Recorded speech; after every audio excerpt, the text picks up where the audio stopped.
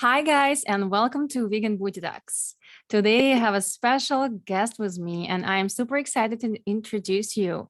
He is an extreme sport lover, but he transitioned into the safer sport field of surfing and kite surfing and made his career. He's a professional kite surfing coach right now and recreational big wave town in surfer, as well as paddle in surf foiling and tow foiling. And most recently, he opened an EFOIL surf school in Oahu, Hawaii. Welcome to the show, Ben. Hi, how are you? I'm doing great. Thanks for having me. Of course, I hope I didn't miss anything in your introduction. But if I did, can you tell my followers and anyone who listens us or watch, what do you actually do and what is your bigger passion? Okay, good question. So in my teenage years and high school years, I rode BMX freestyle professionally and focused on ramp riding, etc. A lot of injuries. A lot of people like to make the joke that you don't retire from BMX. BMX will retire you eventually. So I left BMX and started to get into other things in life and decided I wanted to continue to live a life that chases things that I'm interested in, not so much desk job style lifestyle. So I ended up living in Vail, Colorado for some time, snowboarding a lot, and then moving to Hawaii for the permanent summer vacation. And when I moved out here, like you said, I founded a kite surfing school. And yeah, did that for almost 10 years before starting the EFOIL school. Yeah, so that's Wow. pretty accurate what you have on your file. Okay. And can you tell us where you was born and how you actually first time getting a surfboard or snowboard in your hands? Oh, yeah. I was born in New York City, Manhattan, and I grew up in the suburbs of New Jersey. And the first board I got into my hand was my neighbor had, I guess his grandfather had a lot of antiques. And one of the antiques was an antique skateboard. We're talking wooden board, metal wheels, not even rubber wheels, like really first generation skateboard. And they were kind of throwing stuff out. And I see this skateboard. And I'm like, oh, that looks fun. I should play on that. And I was maybe 5 years old. I started riding this wooden skateboard with metal wheels around, just figuring it out on my own. And my mom went out and bought me a real skateboard because she saw how much I loved it. And that transitioned into surfing in my young teen years. And then I just kept going. The rest is Wow. history. Wow, that's awesome. So how old are you? Like how old are you was in that time? When I first got on a skateboard, I was 5 years old, maybe. Wow. Yeah. So this is really your passion. You're doing like, skateboarding or surfing or snowboarding from 5 years old. Have you Yeah. ever like get sick of it? Have you ever felt like, oh my God, I want to do something else? I wouldn't say I ever got sick of it, but you do plateau with any progression. And eventually you hit a ceiling that you can't get past. And you're like, well, all right, I've done everything I can do in this. Now it's time to move on to something else. So with kite surfing, I did all the freestyle stuff my first 3 years in kite surfing. Like I figured all that stuff out. And then my next few years of kite surfing was focused on wave riding, riding small to really big waves with a kite and surfboard, something like this. Mm-hmm.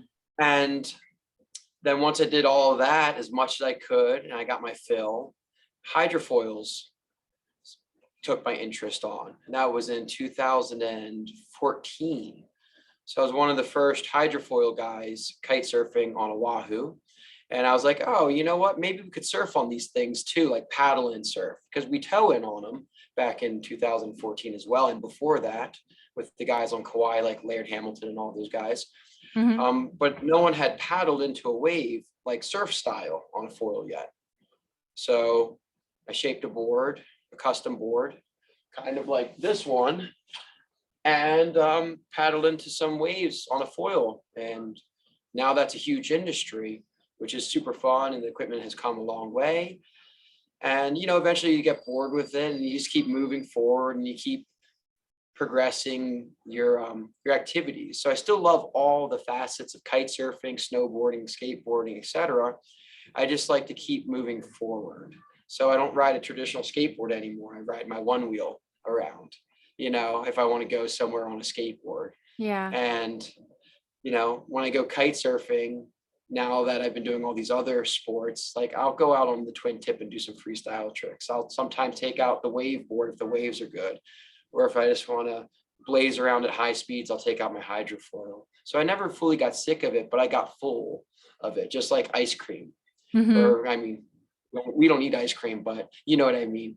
With Absolutely. sorbet, Yeah. you Yeah, as never. a bodybuilder and fitness like coach, I know what you're talking about exactly, because sometimes you just hit the plateau and you don't know like what to do else. And it's great that you actually can switch, it's kind of similar, but at the same time, it's something new you do all the time, Exactly. And it keeps you driving forward and keeps that fire burning. Because Yeah, if you ate the absolutely. same flavor sorbet every single day, you're going to hate sorbet eventually. Oh But if you yeah. keep changing the flavor a little bit and trying new things and experimenting with new things, then it'll keep that passion alive, and it'll keep you stoked. Yeah. Talking about sorbet and ice cream, can you tell us a little bit more about your diet? Because obviously we're in a vegan booty talk, so I would like to ask when you actually decided to switch to the plant-based lifestyle and why. That's a great question. And people ask me that question all the time. As soon as they hear that I'm vegan, they're just like, wow, but you're not small and skinny. You have muscles. And, Yeah. they're always surprised to hear that I'm a vegan. And they always ask that exact question that you just asked me, why are you vegan? And it started off as I wanted just a healthier, leaner diet. Because I was always training for sports, and I was always eating as clean as I could, or as clean as I thought I could eat. Mm-hmm. And then, I just started cutting one item of meat out of my diet. First I cut out red meat for a while, replaced it with plant-based options. Then I cut out chicken, replaced it with plant-based options, cut out pork, replaced it with plant-based items, and then eventually cut out fish and dairy and everything else. And I noticed continued improvement in, body mass, fat, energy, like all the basic pillars of why we eat, to get nutrition in so that we can use it up in energy later. Yeah. So my body was working better with the diet, so I just kept doing it. That was my original reason for getting into it, was for a performance style diet, and it works. So I keep doing it. That's what keeps me in this. It's not always easy, but yeah, I like the results. And the more I learn about it, it starts to really, I go deeper and deeper down that rabbit hole, so to speak. Yeah. Yeah, it's a common thing, and it's amazing to, to know right now, finally, we got even research and medical research that shows that plant-based diet is actually, great for athletes. It's keeps up your performance and you recover faster. But I want to know, how long are you doing that for now? Just over 3 years now. Over 3 years. So, actually, it could be almost 4 years. Yeah, wow. It's been a while. Okay. Yeah. Yeah, time goes fast, right? Yeah, it sure does. Yeah, it's almost 4 years now. So have you ever struggled during these 4 years to be in plant-based? Maybe you was really starving and there's no vegan options around, or maybe you just miss cheese, which is a common thing people miss. Any struggle you face? I personally miss cheese. My body doesn't. And I know you can be a junk food vegan as well. I went through all the different phases of vegan. Like I started off, I went hardcore, went plant-based, raw. And that definitely works the best. You definitely see the highest performance gains from that as far as being super lean and having great energy. But it's hard to sustain that particular style, even for a substance eater like myself. Mhm. So then I switched to, more balanced, like stir fries and curries and, that kind of stuff. So the struggle question, though, that you asked me, if you go out to eat, I always have to eat before I go out to eat. Mhm. If I'm going somewhere for 6 hours or 12 hours, I'm not going to be home. I'm going to meal prep. So I'm constantly meal prepping, and I'm good at meal prep. I do it very quickly and efficiently. So it's not an issue. But when you first become a vegan, you're not thinking 3 steps forward or 2 days forward or 1 day forward or 6 hours forward. You're thinking, I'm hungry now. Where's my food? Mhm. So you kind of have to plan ahead in order to make sure you get your nutrition and make sure that you're ready for the next 6, 12, 24 hours of whatever you're doing. If you're not going to be home, you're not going to be by your fridge. So that's the biggest thing for me. Yeah. I feel like it's a bodybuilding things. It Because like, is, yeah, or we a sports actually meal athlete prep. thing, because that's Mhm. what I used to do too. I used to always meal prep, even when I ate meat 10 years ago, 15 years ago. Yeah. So that's like you can easy transition to the bodybuilding when you do vegan, but in the same time, Yeah. I would say right now is so many vegan options everywhere. So you actually can be really easy like to find it, food, even if Oh, you're out. yeah.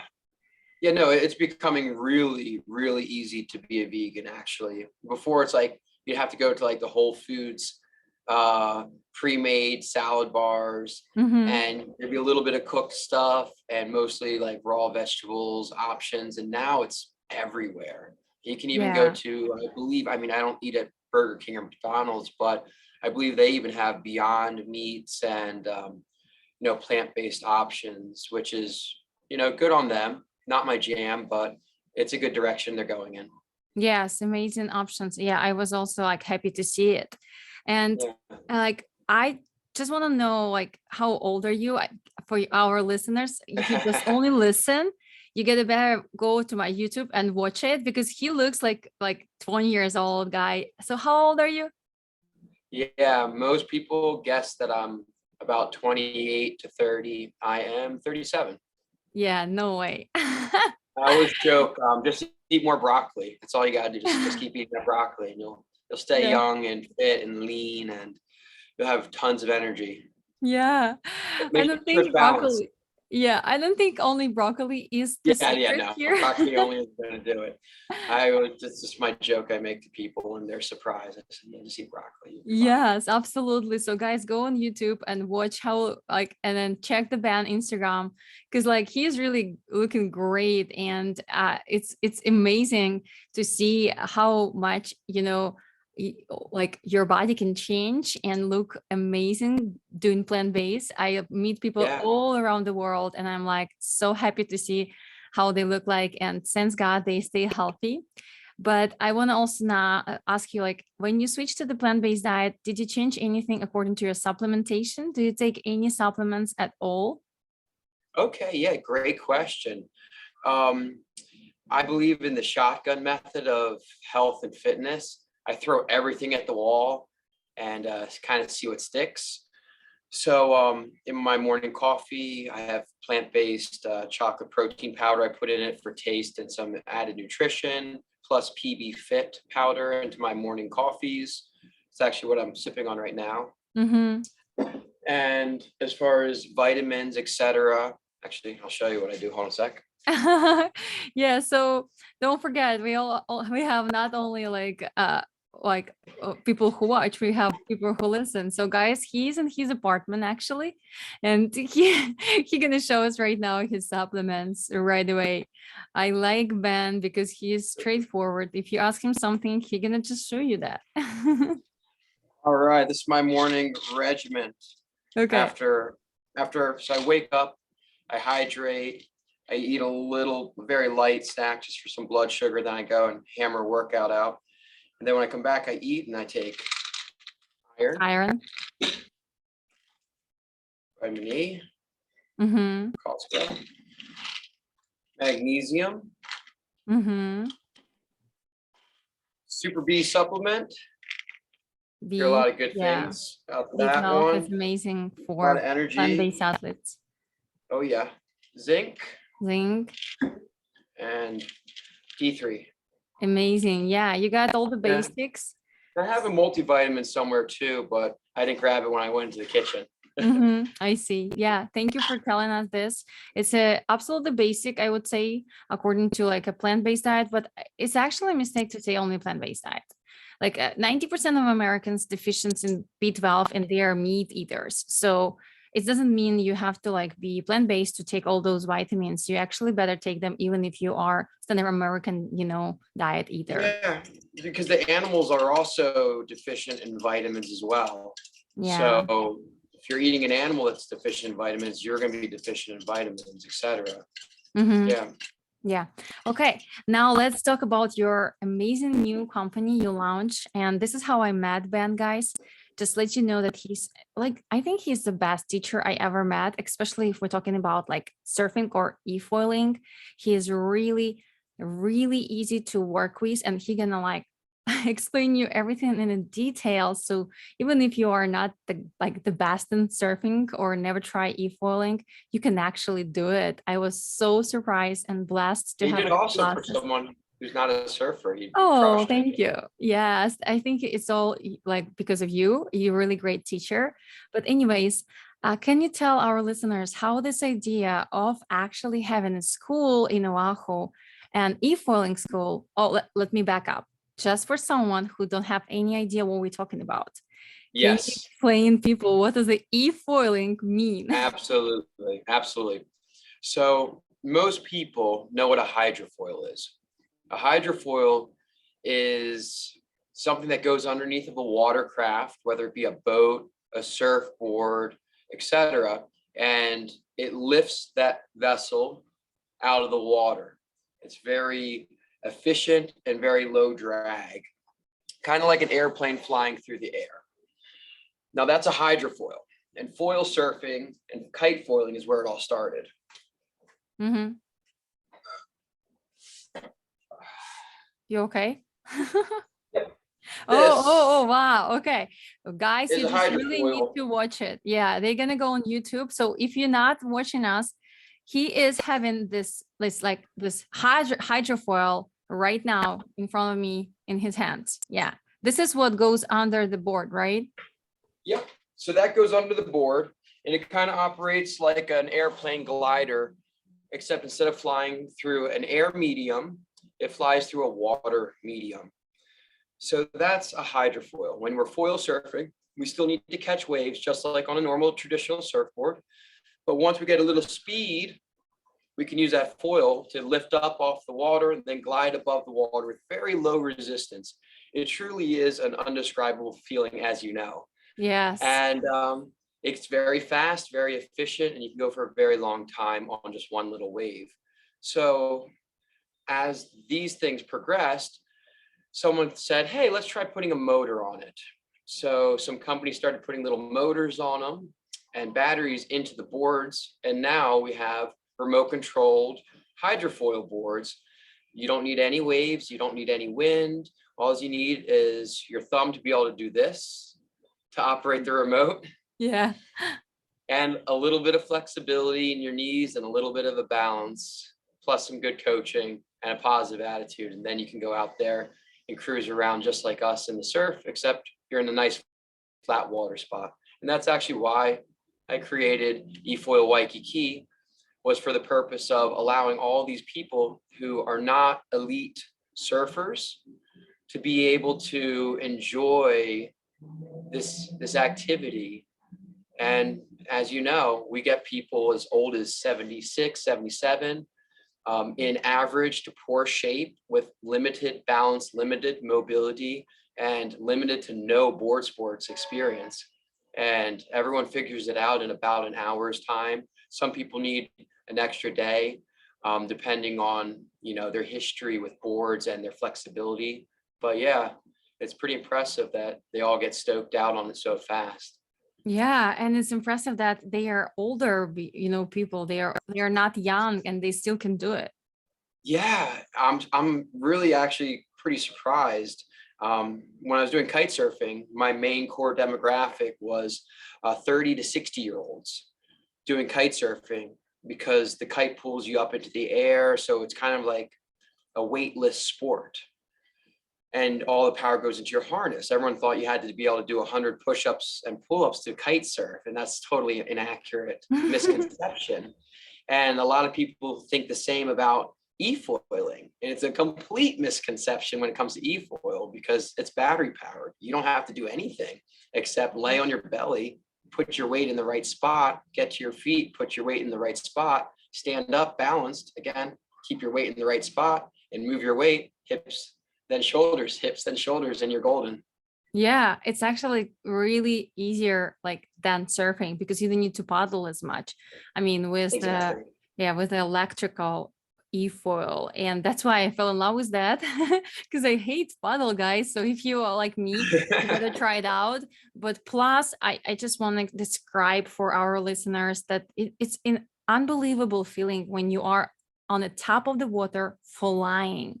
And it's really hard to explain though. You have to try it out. So if you're going to be on Oahu, you better reach out to this school because I believe everyone on this planet should at least once try it, I think, if you have, physical ability to do so.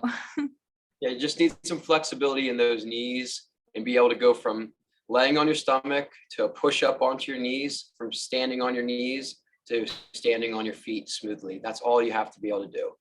Yeah, Yeah, everything absolutely. else is bonus. Yeah, and then this is kind of like a little bit scary though. The sports you Mhm. does, you were love you as I said in introduction, you are an extreme lover, right? You like extreme sports, Oh but yeah, just skydiving, have a bunch of yeah. those jumps. Forgot about that. Yeah.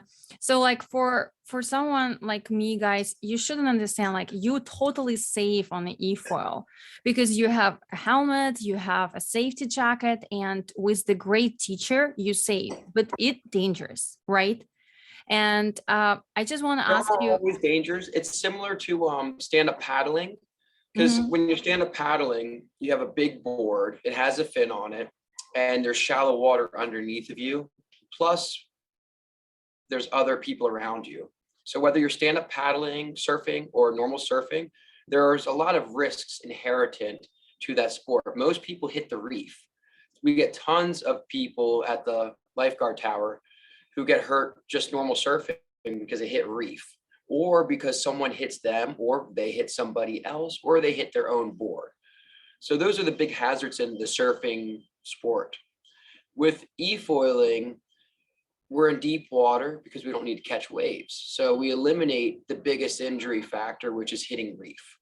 Mhm. The second biggest injury factor is other people hitting you or you hitting other people because it's a big, wide open space. We're not in a crowded, tight Waikiki lineup. We eliminate that injury factor.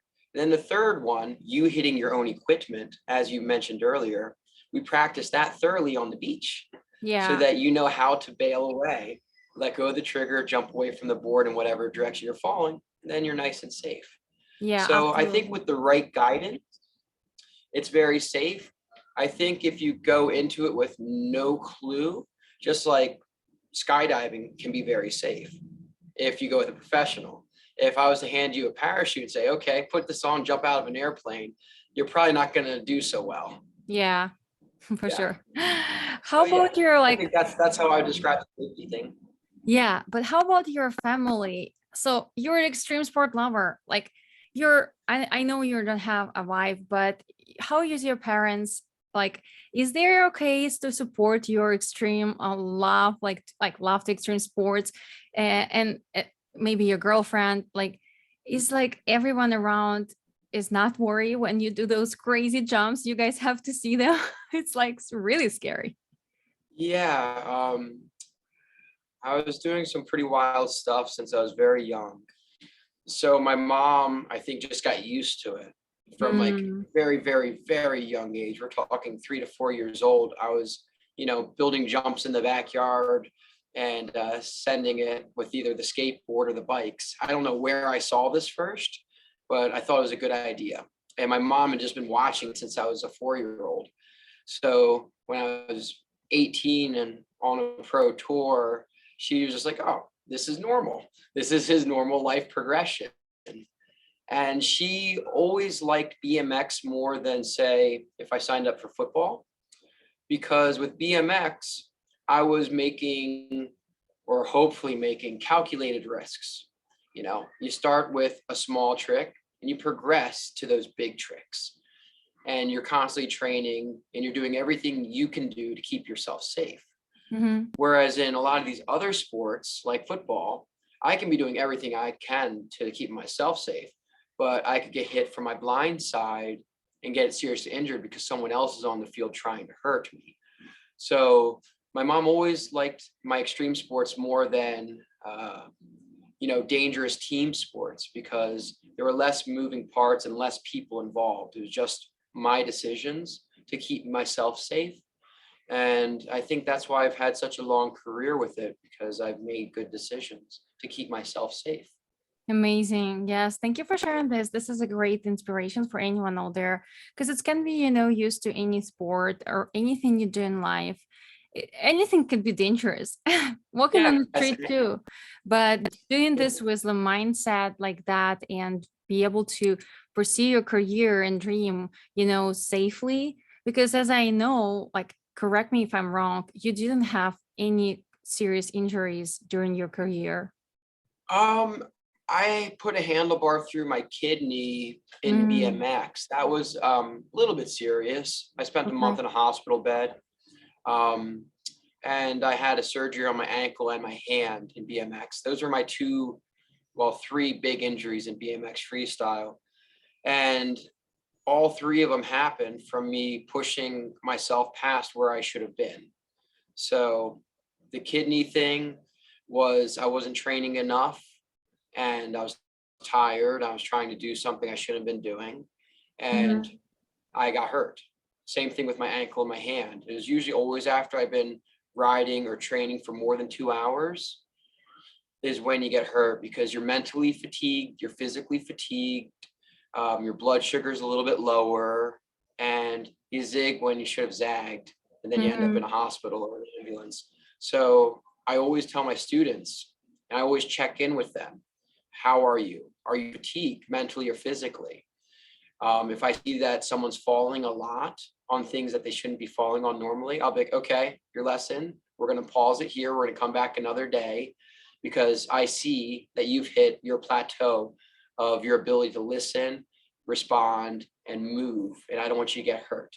So yeah, I still keep that with me to this day. Yeah, I think this is what I love about, like, the most about you as a teacher. Yes, you're really always checking on me when I was doing the class with you and asking, how do you feel? Like, even when I was wanted to do more, you stopped me and then said, like, let's take a break, blah, blah, blah.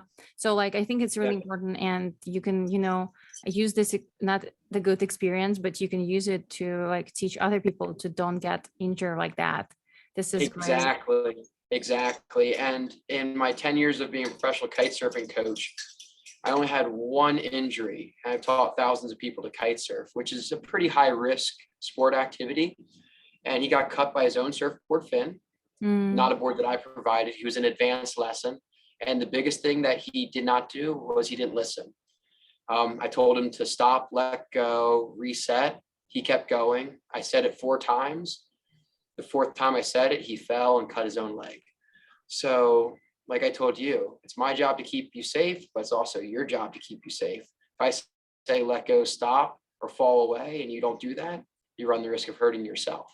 yeah. So, Yeah, it's a great talk. I'm so happy we talk about that and share this, yeah, because this is important. And I just like was wanted to, like, point on that, because a lot of people are scary to try something like that, and it's oh really yeah, depends of the teacher. And you should be scared if you do something that you have no idea how to do it. oh yeah, yeah. With understanding and competency for whatever activity you're doing, you're going to get confidence and you're going to feel more secure in doing that activity. Just like the first time I jumped out of an airplane, I didn't have 300 jumps under my belt. I had 2. And I'm jumping out of the airplane with my own parachute and some guy screaming in my face. And I was scared because I didn't have all that knowledge and understanding in my head yet. But once I got all that knowledge in my head and understanding, then I felt very confident in the sport I was doing. And I felt very safe and very relaxed. And then I could just enjoy it. So yeah, I try to bring that to all the students before they do that first jump into the water or into whatever activity we're doing. Yeah, you can really feel it as a student. So you're doing a great job, Ben. Thank you for that. Thank you. Appreciate And that. yeah, I know your story is like an amazing inspirational story for anyone who want to pursue like your passion and do what you love. But I want to ask you how you actually get there, because like doing the surfing classes or wherever e-foiling classes, you didn't get paid a lot. So how you managed through whole your life to actually make money for living, and now open an e-foiling school, a first e-foil school in Oahu. It's all so much money. Like how much the boards cost? Like you told me, like how much one board, like one e-foil electric boards cost? Yeah, $10,000 to $15,000 is the average price per e-foil. The batteries are really expensive. They cost anywhere from $2,000 to $3,000 per battery. Yeah, so it's definitely an expensive startup company, without a doubt. But the lessons and all the numbers look good when we ran it through different models, different projections, and that's why I decided to start this school. But how do I make money doing something I love was your question, so I'll answer that. Yeah. It's actually kind of a simple answer. Find something that you are absolutely passionate about doing, that you can create into an industry, or that there's already an industry in place for. So we'll use the example of kite surfing. I loved kite surfing. I was passionate about kite surfing. I'm passionate about teaching and human interaction. I enjoy that. That's just me. So I'm not fighting any systems. I'm just going with the flow. And I opened up a kite surfing school. And then be the best at whatever you're doing. Put in the time, put in the work, put in the research, and be the absolute best you can be at that thing. And if you're passionate about something and you're the best at that particular industry because you're passionate about it, customers are going to see that, and you're going to be able to charge more, and you're going to stay extremely busy. And that's what happened with kite surfing. I became extremely busy, and I was able to charge as much as I wanted to.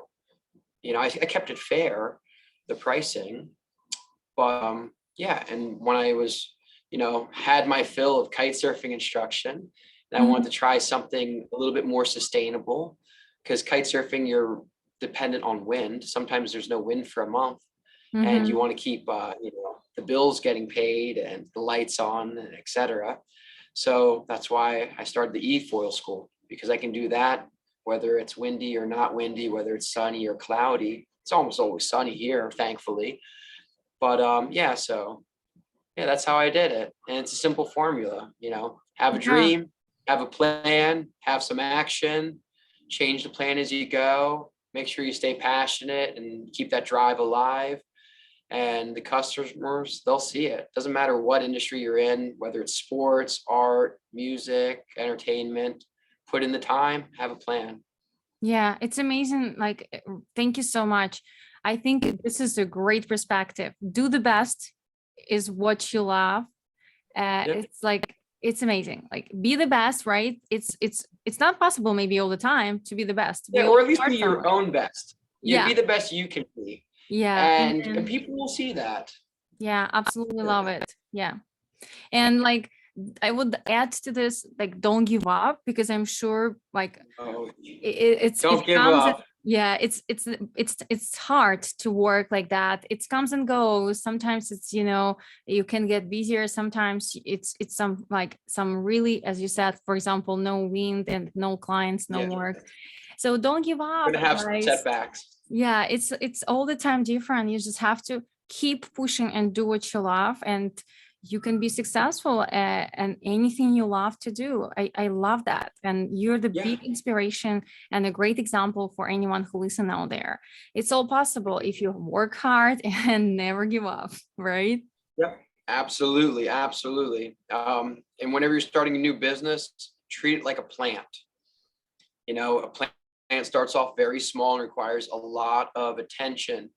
And after a year, that plant starts to grow. And after another year, that plant starts to produce fruit or vegetables. And it constantly takes maintenance, but that first year or so is the hard part. Some plants you're going to try to build and it's not going to work.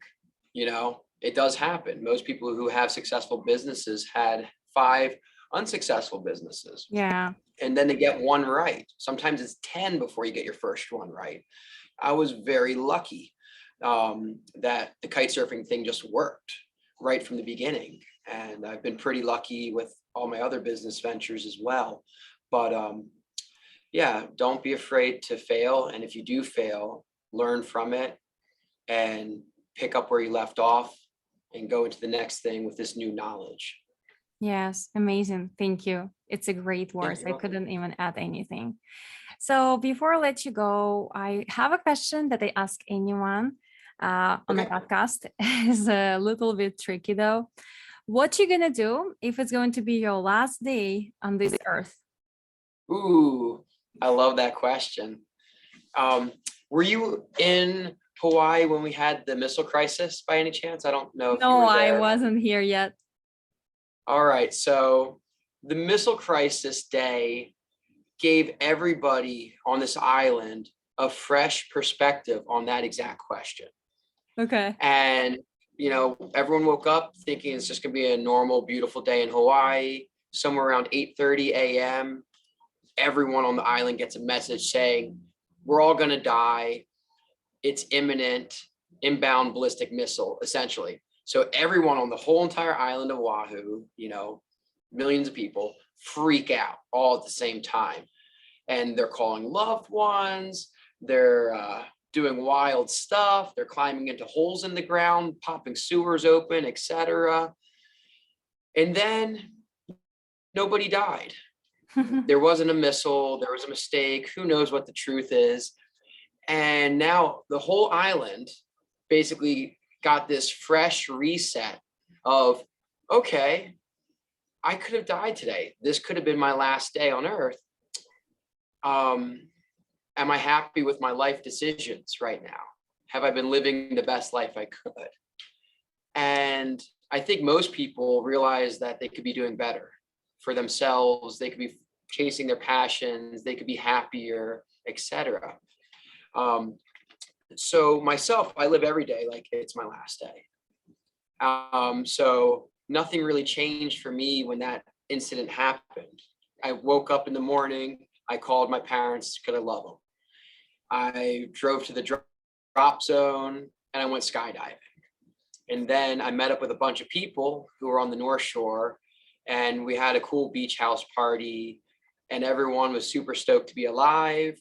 And it was just really great energy and a great vibe. And that's how I always lived my life. But it was kind of fun to see everybody else getting in on that energy and getting into that headspace of any day could be your last. Make the most out of every day. Wake up early, go for a workout, do whatever you're passionate about, use up that entire day, go to sleep, knowing that you left nothing on the table. And when you do eventually die, because that's a guarantee in life, you know, make sure that your tombstone reads, this guy did everything he could do and lives with no regrets. Love it. Yay. It means Yeah. you live the happiest life because you Yeah, are going to live the same way. Okay. exactly. Give me just 1 second. Okay. Sure. I'm going to stop for a second. 1 second. Just have to like open the door. Yeah, you're good.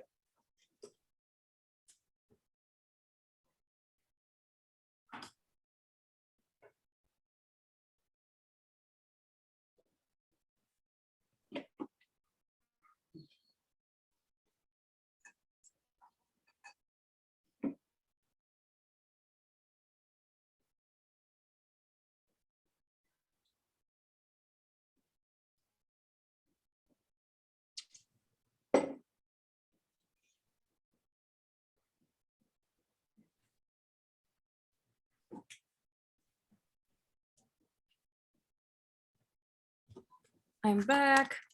Yeah, I'm gonna cut it off. It just, did you hear it knocking on the door? No? Okay, that's good. That means no one is here. Okay, yes, it was an amazing answer. It means you're really happy. So you're living your life like the last day all the time. I think it's how it's supposed to be. That's why I ask this question all the time. But I never has this amazing perspective that you does, because you actually be able to live this like fake last day. Yeah, I was able to see it. And it was really interesting social experiment that no one knew that they were going to be involved in. And I Yeah. was asking everyone for like the next 2 days, what did you do differently during that day that you would have normally not done? And then I said, well, maybe you should be doing that more often. So if you immediately called your parents saying like, oh my gosh, I'm going to die, you should probably call them more often, Yeah. because that means that you're lacking in that direction.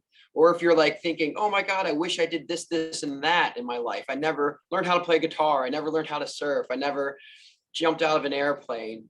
I never did anything in college that I was really passionate about, whatever. The answer is, okay, you should go do that, Yeah. because that's something that's missing from your life.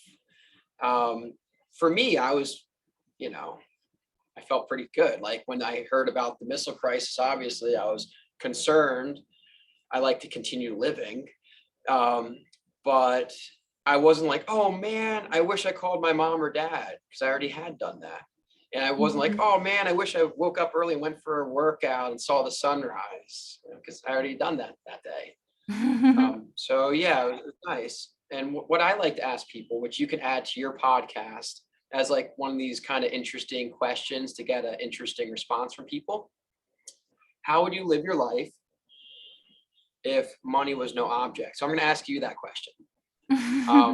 If you woke up this morning, right, and I waved a magical wand around your head, and I said, you have all the money that you could ever spend in your lifetime, no matter what you do with it. If you spend $1 billion a day, doesn't matter.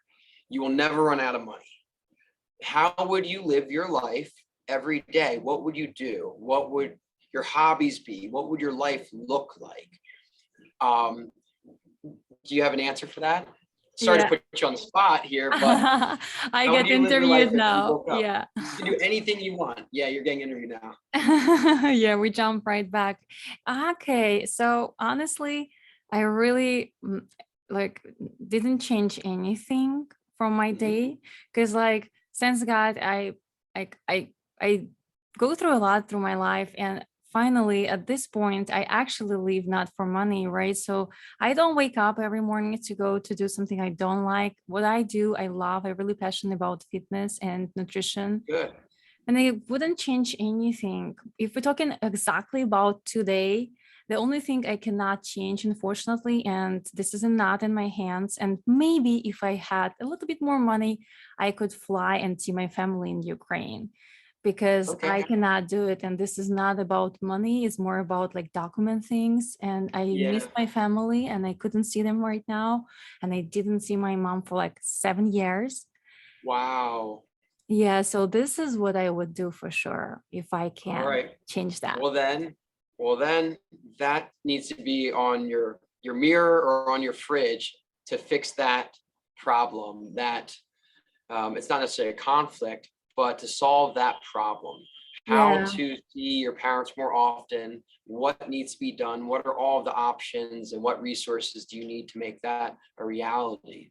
And then you can just keep on chewing away at that one thing until you figure it out. And you'd be surprised at how quickly you solve these things when you write it down, create a plan, and then throw 1 hour per day of action at that thing. It could even just be 30 minutes a day. And yeah. after, 2 months, you've put in, 30 hours, 60 hours into this one thing, this one focused thing. And you'll be surprised at how many options you have.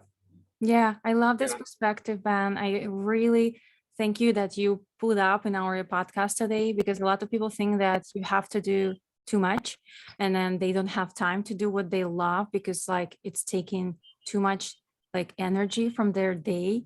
But even if you do 1%, one every day, in the end of all of this, you're going to have 100%. And if you don't do even one, it's like nothing in the end. So yes, I think it's Exactly.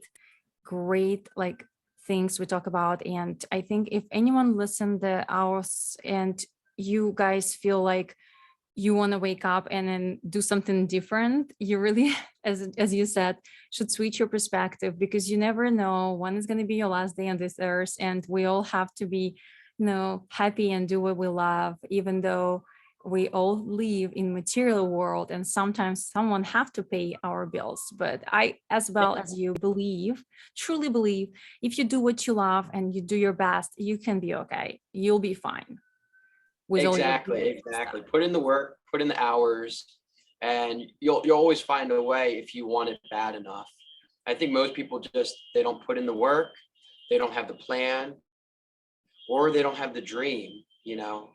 You have to have the vision first, then you need a plan, then you need action, and then you need to repeat that model over and over again until it materializes into a happy lifestyle that you want to continue to live. And you know, I'm not always the sunshine and happy guy you see before you. There's always little troubles, little hiccups. That's life. But you know, Yeah. have a good perspective and keep going and you'll be fine.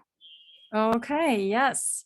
And they have a small game that they play with everyone before I let you I love go. it. So I'm gonna say two things and you should Okay. choose one. Okay.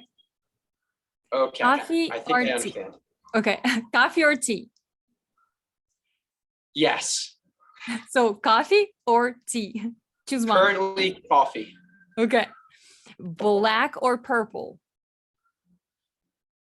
Black. Gym or outdoor workouts? Outdoors. Beach or mountains? Beach. Juice or smoothie? Smoothie. Wine or water? Water. Chocolate or cream? Chocolate. Kiss or hug? Hug. Love or sex?